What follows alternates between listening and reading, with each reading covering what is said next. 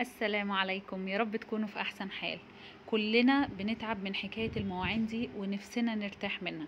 كلنا نفسنا في غسالة اطباق، بس طبعا الاسعار مهولة. طيب ازاي نعمل غسالة اطباق في البيت ومن غير تكلفة ولا شيلن ولا مليم؟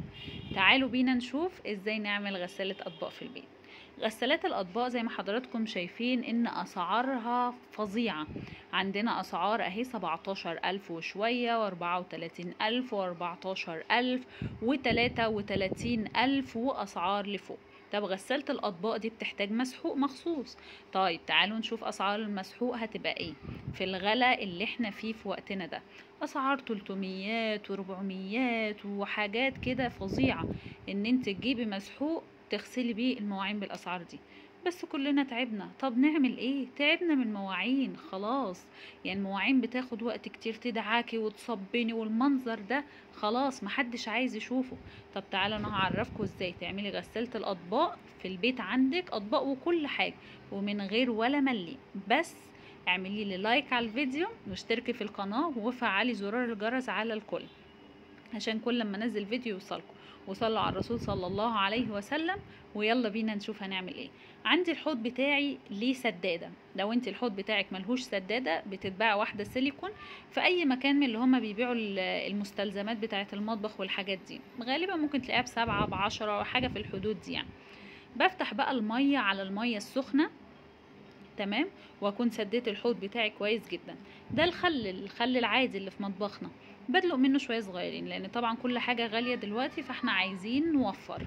زي ما هنوفر جهدنا في دعك المواعين والتعب وان احنا اصلا شايلين همها طول اليوم، نوفر برضو فلوسنا. وده شويه صابون المواعين اللي بستخدمه، وهرغي الاتنين مع بعض كده. ده بقى بيطهر المواعين وبينضفها وبيخليها سهلة جدا جدا جدا معاكي. حطي بقى فيه حلل، حطي فيه اطباق، حطي فيه كوبايات، المعالق، الشوك، كل المواعين اللي عندك. وعلى حسب سعة الحوض بتاعك هياخد منك مواعين. بس طبعا الافضل تعمليهم ايه يعني اول باول كده عشان ينجزوا معاكي ونتراكموا. لو سواء عزومه سواء كان عندك ظرف ما قدرتيش تعملي ايا كان، برضو ان شاء الله هيتعملوا معاكي بالطريقه دي. انا كده فاتحه على الميه السخنه، تمام، وبحط بقى المغارف والمعالق والحاجات مكان العشاء وكل حاجه والكوبايات وكله. وزي ما قلنا قبل ما تحطي الاطباق والحاجه حطيتي شويه خل صغيرين وحطيتي عليهم شويه صابون مواعين والميه السخنه. ما تنسوش الحاجات دي بتفرق جدا مع صناع المحتوى، اللايك والشير والاشتراك في القناة وتفعيل زرار الجرس. وقولي لي رأيكم في الفكرة دي. تمام. صلى على الرسول صلى الله عليه وسلم. وعايزة اقول لكم على حاجة حلوة جدا جدا جدا، وابحثوا عن تفاصيلها على جوجل. قبل ما تنامي، طبعا شغل البيت متعب وكتير وتفاصيله كتير ومحتاجة الاستعانة بربنا. قبل ما تنامي في اذكار كده تقوليها، تصحي تاني يوم عندك قوة ان انت تقدري تعملي كل حاجة بإذن الله. بصوا زي ما احنا شايفين كده، انا عملتها بايدي راحت طلعت مكان العصير، ولا ناشفة ولا اي حاجة خالص. سواء بقى بالفرشة بتاعة المواعين سواء بالسلكة. انا دلوقتي عشان مفيش حاجة تيفال هتتجرح من السلكة فهعمل بالسلكة. حطيت فيها شوية صابون من بتاعي ورغيتهم كده في قلب السلكة، وهبتدي بس اشيل بايدي. بصوا مش محتاجة سلكة ولا اي حاجة، بس يعني ايه زيادة لمعان وحلاوة كده. همسك المواعين كلها كده. بصوا هي كده مش هتاخد مجهود خالص. همسكها ادعكها، مش دعك بمعنى دعك يعني تلميعة كده بسيطة، مش بتضغطي على عضلات ايدك ولا مضغوطة نفسيا ولا عمالة تكحتي ومش راضية تطلع خالص.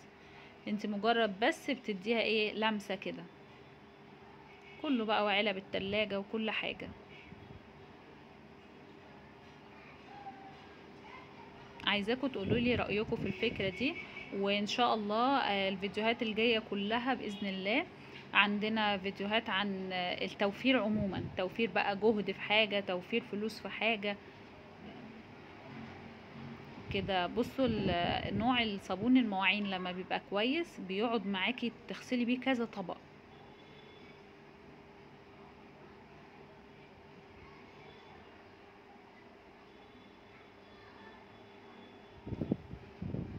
في الوقت اللي احنا نقعنا فيه المواعين في الحوض تقدري تعملي اي حاجة تانية. يعني انت بالشكل ده مش هتخلي المواعين حاجة اساسية في يومك. انت هتملي الحوض وتنقعي المواعين بتاعتك، ولفي بقى لمعي البوتاجاز، حطي الاكل على النار وتابعيه، لو هتصبيني الحمام، لو هتقعدي مع اولادك، لو هتعملي اي حاجة تانية. يعني كده المواعين مش حاجة اساسية انت واقفة عمالة تدعكي فيها بالساعة والساعتين.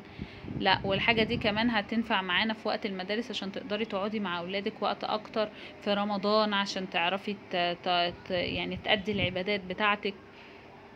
وفري وقتك لحاجة تانية. تمام. بصوا كل حاجة بتطلع بالايد، يعني هي السلكة بس كده لمسة بسيطة.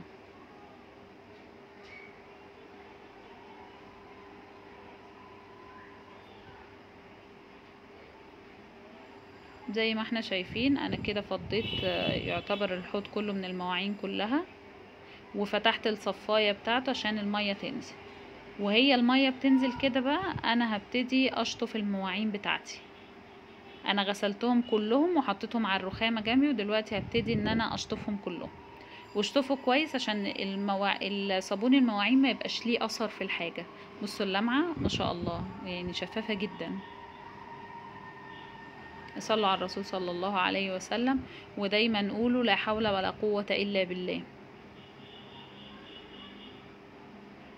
ما تنسوش تتابعوني على قناتي على اليوتيوب نفسيتك والمطبخ، وقناتي على التيك توك ام ميدو.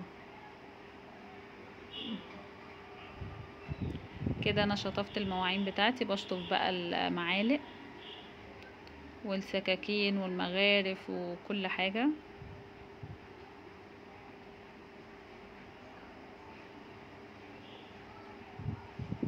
كده بقى بعد ما المية كلها اتصفت واتبقى الحاجات اللي كانت في الاطباق، بنزلها بالشكل ده بالمية في قلب الصفاية بتاعت الحوض.